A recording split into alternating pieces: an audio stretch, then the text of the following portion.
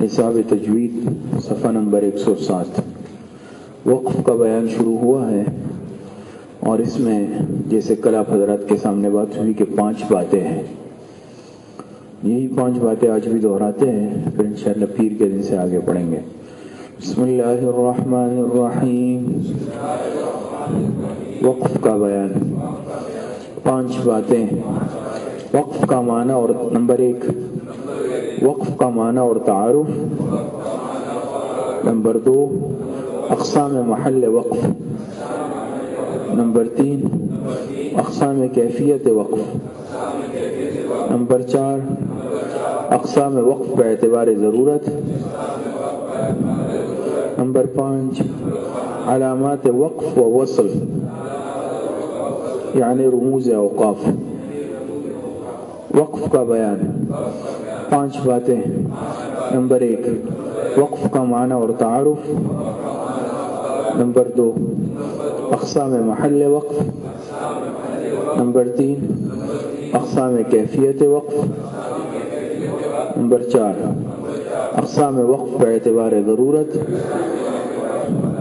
Number 5 علامات وقف و وصل یعنی رموز اوقاف۔ مذاکرہ کر رموز اوقاف وصفہ نبوی، سبق نمبر 9 صفحہ نمبر 33 جماعت کی نماز کے آداب۔ اس میں تھوڑی سی بات شروع ہوئی تھی، اس کے بعد آگے ہے کہ اذان کے بعد باوقار باادب بیٹھ کر یا وقت ہو تو تحیۃ المسجد ادا کریں یا تلاوت یا ذکر میں مشغول ہو کر انتظار کریں۔ تو یہ بھی ساتھ ملا کر پڑھتے ہیں آج۔ بسم اللہ الرحمن الرحیم۔ جماعت کی نماز کے آداب۔